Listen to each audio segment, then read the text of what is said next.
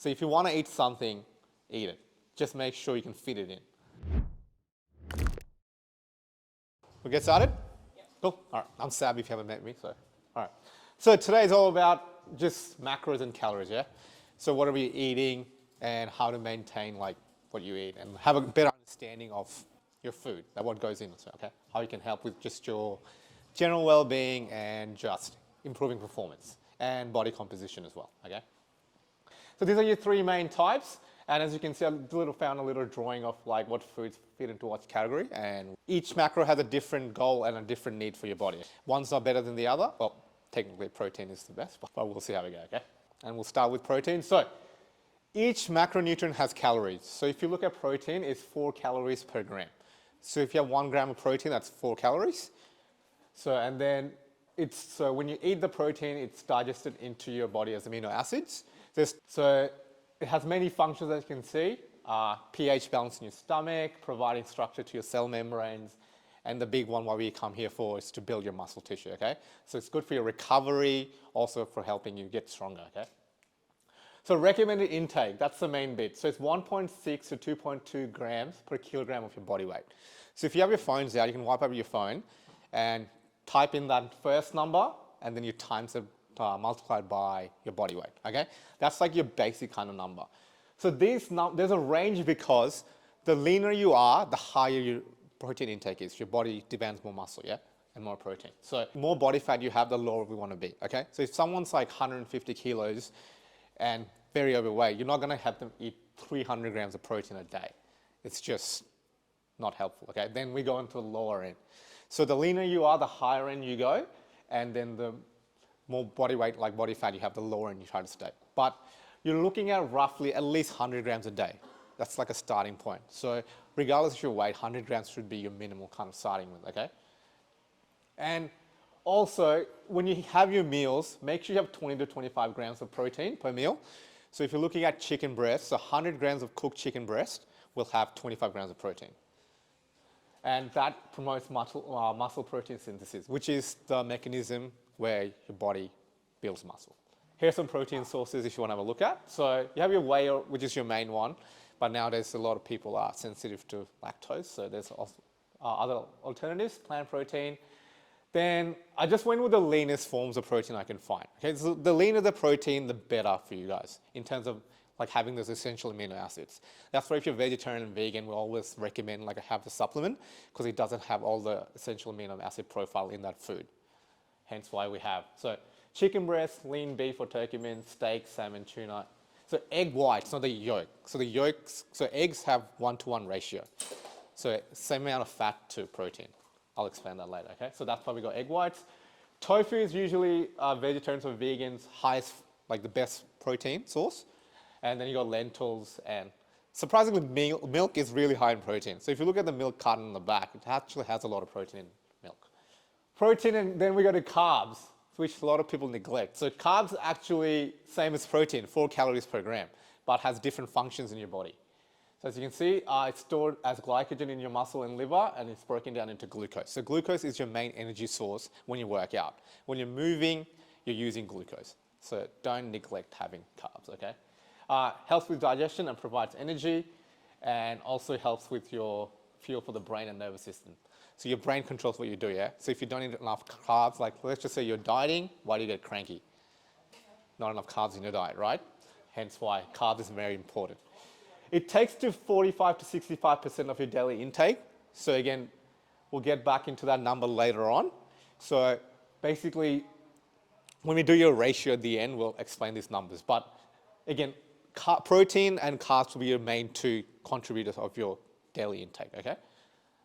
Then there's a little maths equation you can also use to find out how much carbs you should eat. So again, 3 grams is your minimum per body weight. So if you weigh, let's just say 70 kilos, you times that by 3. So 210 grams of carbs. So it seems like a big number, but actually it's actually not that much. So you have like fruits and veg coming into it too. Your favorite foods on the wall, all right? So you got your bread, any type, your pasta, your rice, your potatoes, your quinoa. So with potatoes, there's no one not better than the other, okay? Sweet potatoes, normal potatoes, any potatoes you have, they're all similar kind of carbs. They have different micronutrients which might depends on your body needs, but one's not better than the other, okay? You can have both. So when you see and like go to a restaurant, people are, I want sweet potatoes healthier, it's actually not that different. If you want to eat white potatoes, go for it. There's no difference in it, okay? Fruits and vegetables are your carbs as well. So bananas tend to be the higher energy carbs. So I would put a banana a similar category as carbs as your potatoes. But things like your broccoli, beans, lettuce, tomatoes, cucumber, I wouldn't worry too much about counting your calories for that. It's just pure water. So I wouldn't worry. With your fruits and vegetables, the daily intake. So you need to have 2 serves of fruit per day and 5 serves of vegetables, okay? So 1 serve of fruit is 100 grams. So 2 serves will be 200 grams. 1 serve of vegetable is 75 grams. So 75 times 5, how much is that? 325? Yeah, that's the one. I've done this.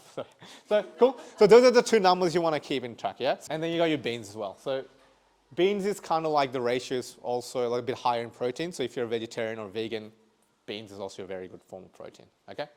Last but not least, fats. So fats have higher calories. So 1 gram of fat has 9 calories. So your protein and carbs have 4, your fats have 9. So it's stored as fatty acids in your body, then it has other functions in your body. So like including nutrients in your body, absorbing vitamins, and protecting your organs as well, okay? It should be 20 to 30% of your daily intake. So I'll explain that when I go to the calorie count again, okay? So you need to have fats for your hormonal needs as well. So when you feel lethargic and tired, your fats play a big role in that, okay? So don't neglect them.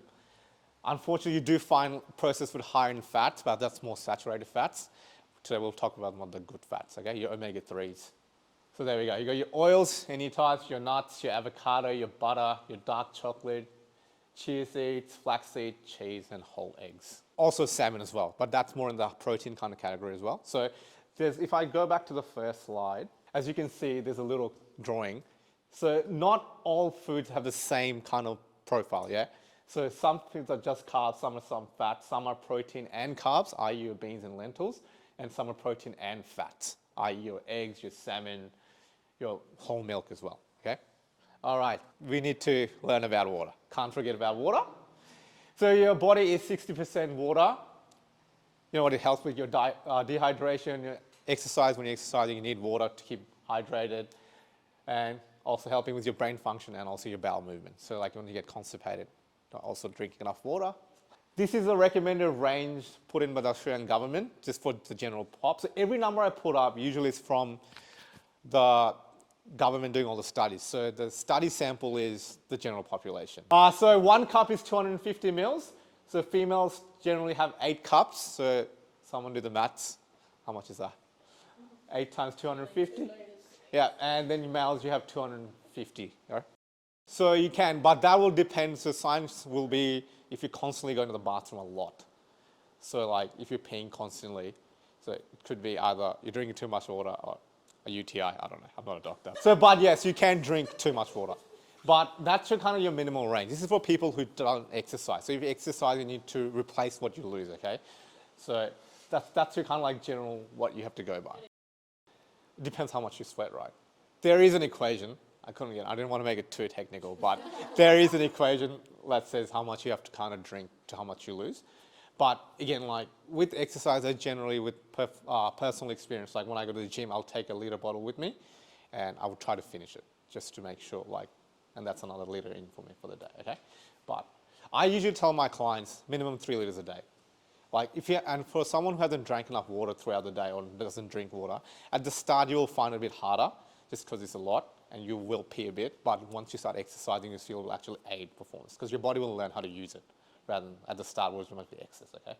So, calorie counting, okay? Calorie counting, think of it as budgeting. If you want to save money, you need to budget, right? Same with your calorie counting.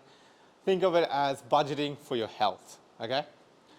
So luckily, JJ and Loz did a very good thing and they put up a calorie calculator on the actual website.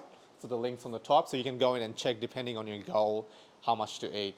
And that's all broken down once you put down your weight and height and your activity level. So, easier to sound, so it's a method of tracking how much you need on a daily basis, okay? How much food you need, depending on your goal. So think of it as a maths equation that I put down there. So if you want to maintain your weight, the calories you eat has to match the calories you burn. So then you're not moving, okay?